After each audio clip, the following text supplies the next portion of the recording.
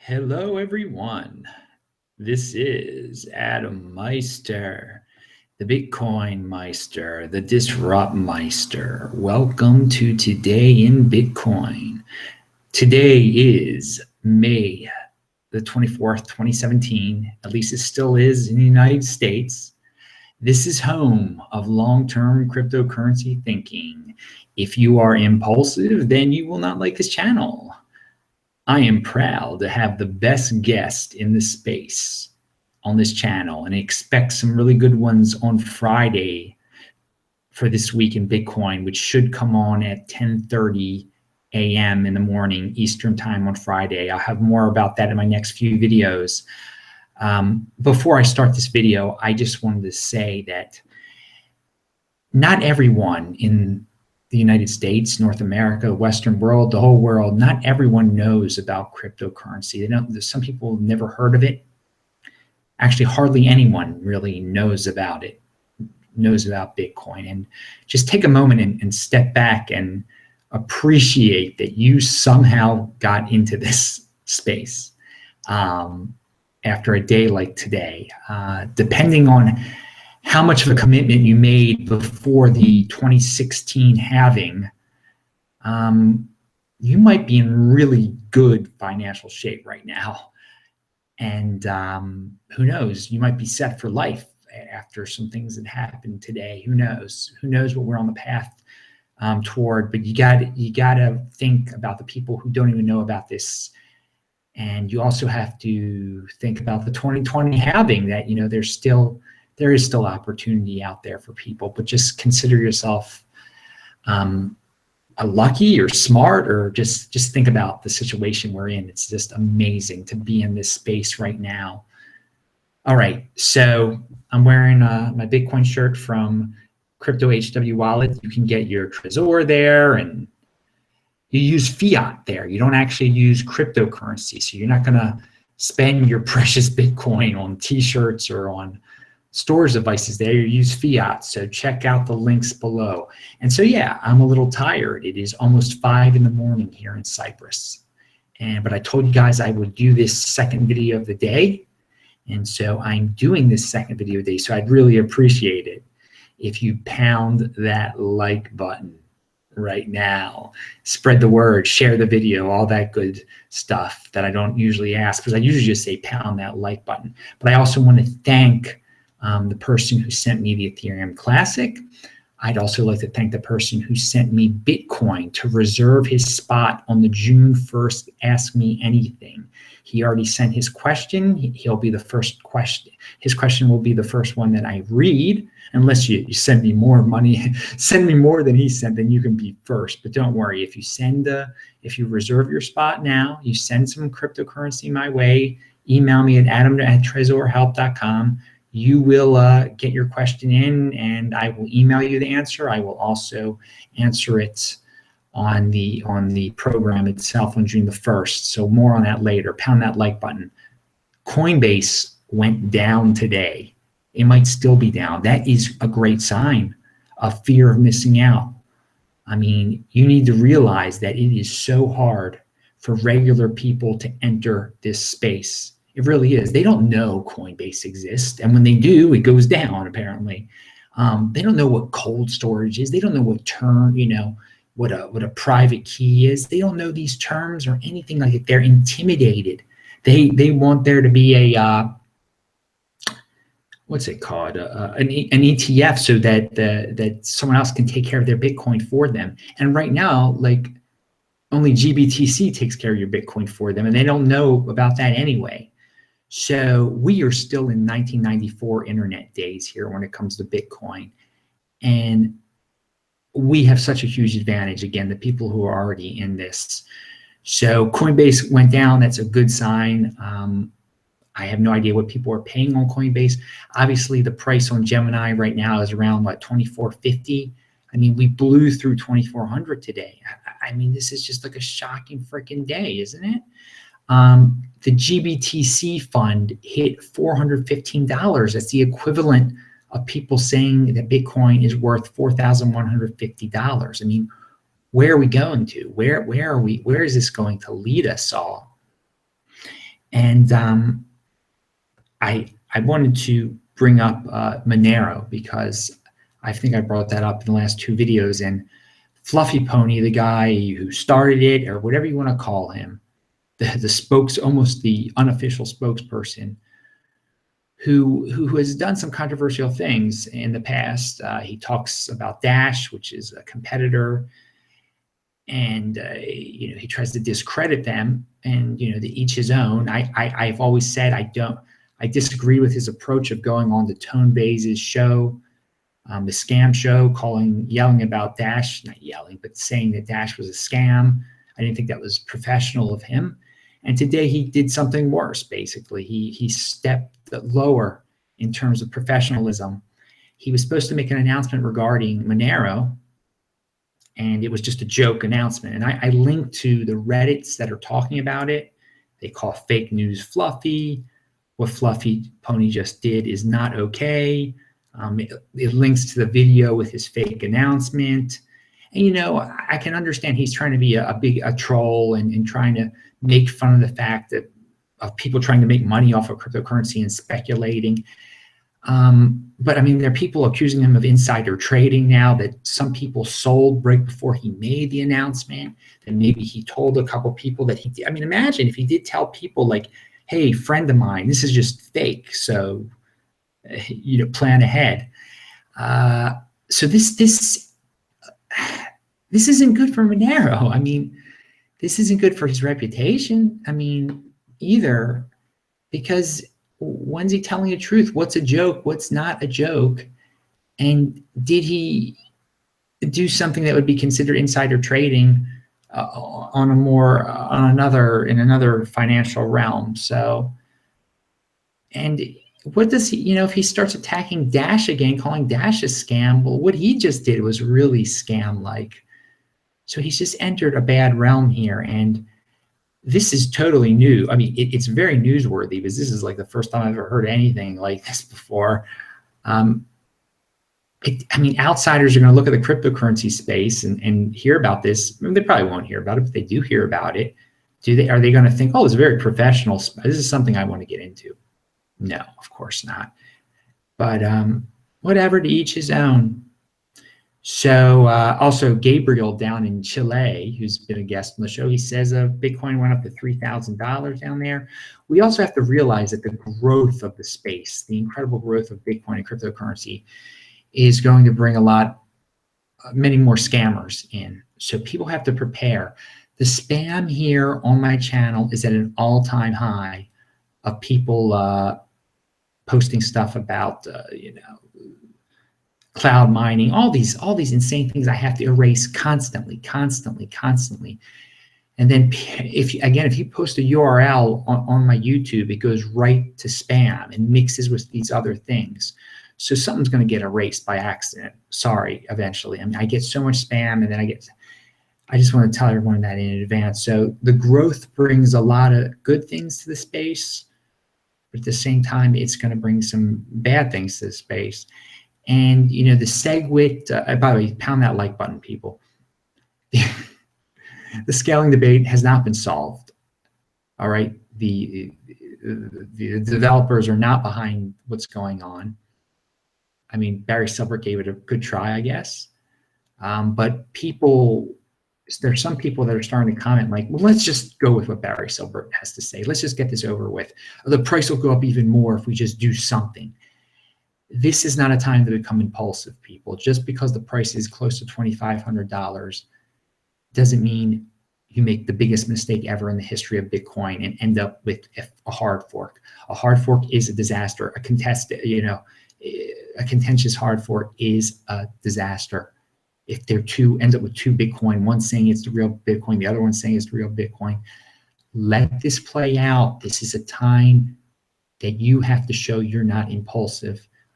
And I know I'm not impulsive. This is just be patient. Patience is a virtue in everything you do in life, in everything you do in cryptocurrency, in every aspect of cryptocurrency and Bitcoin. You can't rush things here. If you rush things, you're going to lose money. And if Bitcoin as a community, if we rush things, we're going to destroy Bitcoin. If we jump into one of these crazy plans that involves a hard fork.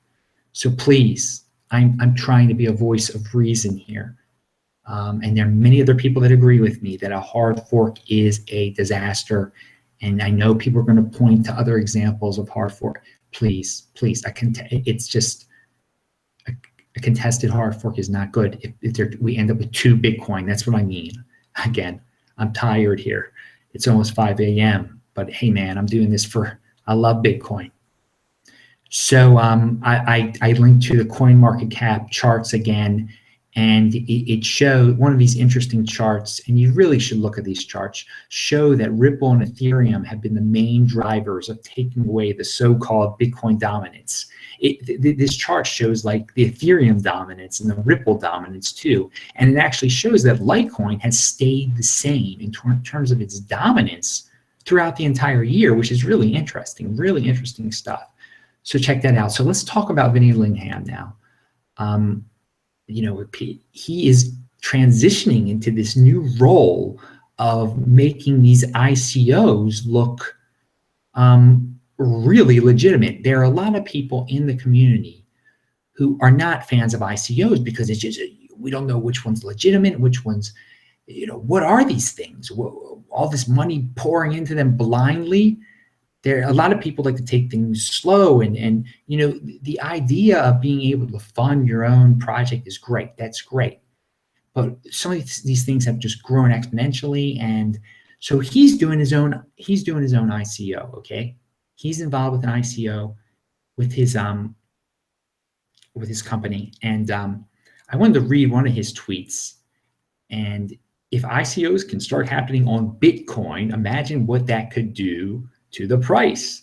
Miners will also be able to merge mine smart contracts. So he's using RSK to do this ICO on Bitcoin, not Ethereum. So far, Ethereum has been the one that people have been building these ICOs on. It's been helping the Ethereum price.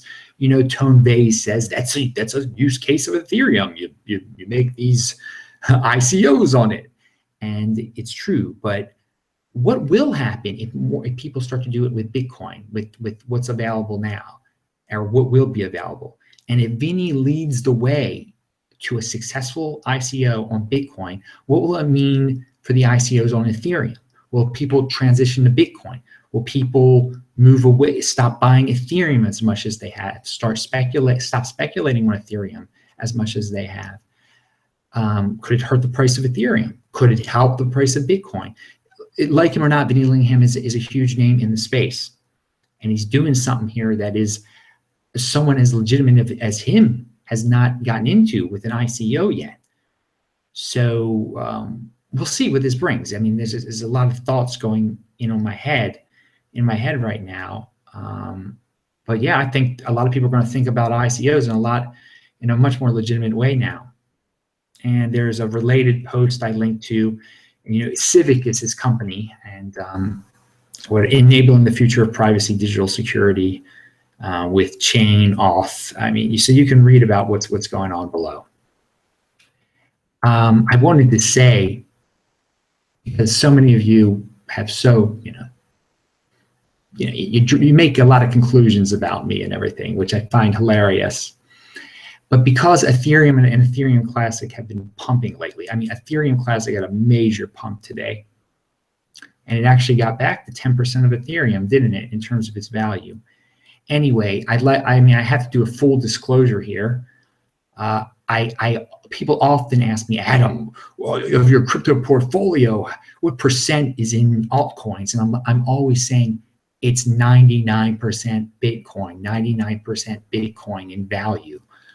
Well, because Ethereum Classic, and Monero, not so much Monero now, because the price went back down to Monero too. That's why when Fluffy made that announcement, Monero's price crashed back down to, I think, where it was before the announcement. I don't know. But because of those recent price spikes, I now have less than 99% of my portfolio in Bitcoin, just because those ones went up so much. It's over 98%, but I can't say 99% anymore. So I wanted to clear that up. I'm over 98% Bitcoin in my crypto portfolio, but because of Ethereum Classic and Ethereum, yes. So people think I hate Ethereum or something like that. Dude, it just helped me quite a bit. All right, obviously I can't tell you specific numbers of Ethereum and Ethereum Classic that I own, because then you'll be able to work backwards and figure out basically how much Bitcoin that I own, which I'd rather people not know. But anyway, pound that like button if you care about my portfolio, which you really shouldn't care. So no one pound the like button. I have 500 followers on Steemit now, over 500. So check out my Steemit below. Greg Hunter finally today had a guest talking about cryptocurrency. So fear of missing out is really, that's a sign of FOMO right there, man. Rob Kirby was the guest. I mean, God, this thing is getting close to being mainstream Bitcoin here. I mean, we're still far away, but this, so doom porner Rob Kirby, he's a doom porn guy, but I mean, some people like him. Not my cup of tea, obviously. He just keeps going back to cryptocurrency. He's saying the cryptocurrency interest means that people are not confident in the dollar. And to whatever, he gives some explanations. He talks about NEM and Ripple. You can tell he doesn't know exactly what the heck he's talking about, but he has done a little bit of research at least. And whatever, it leads to them pumping gold. I mean, Greg Hunter just can't help himself. He keeps pumping gold, ignoring that Rob, it keeps on bringing up cryptocurrency. It's kind of weird at one point. But man, it is on, baby. It is on. If it's talked about on Greg Hunter now, you know that just things are different. Today was just a different day. And that fear, and the comments were positive. But again, and Greg at the end asked him, so what else can I buy besides gold, to protect me? And I'm like, dude, he was talking about cryptocurrency like the whole time. Did you ignore what he was saying? I mean, he's saying cryptocurrency here. By the way, and I'll get into this in other videos, and people aren't going to like this, the dollar is the king of all paper currency. It's not going anywhere. It is not going anywhere. My interest in Bitcoin has nothing to do with the dollar being hyperinflated. No, the dollar is, and I think Tone might even agree. I think Tone might be bullish the dollar. I don't want to put words into his mouth, but I am totally fine with dollars. It's some of these currencies are complete. You know how many I mean, you travel around the world, anyone will take your dollar. I mean, it is very well respected. It is, I think some of us in the United States really rip on the dollar more than we should, because it's quite loved out there. So that's just a tangent. I probably shouldn't have talked about it. You sort through the Bitcoin markets that are, I linked to this below. It lists all the Bitcoin markets that are out there, and the volume has been excluded from the South Korean market in what they calculated at the end, because withdrawals have been halted in South Korea. But my point in saying all this weirdness is that in South Korea, it got up to $3,000 today. Again, the withdrawals are halted for some of their exchanges, so maybe that's part of it, but it's interesting. Tone and I did contact each other today, and he had a great quote, and I wanted to share it. FOMO is out of control at consensus, but Bitcoin was not mentioned at all. It's amazing. Yeah, man, I've heard some weird things about this consensus. I mean, this consensus event was a huge event, whether you like it or not, whether you like that people were wearing suits and talking about ICOs or whatever they were doing. It was a huge event. So finally, I linked to a Steemit post, a guy begging for Bitcoin on the street. He has his address out.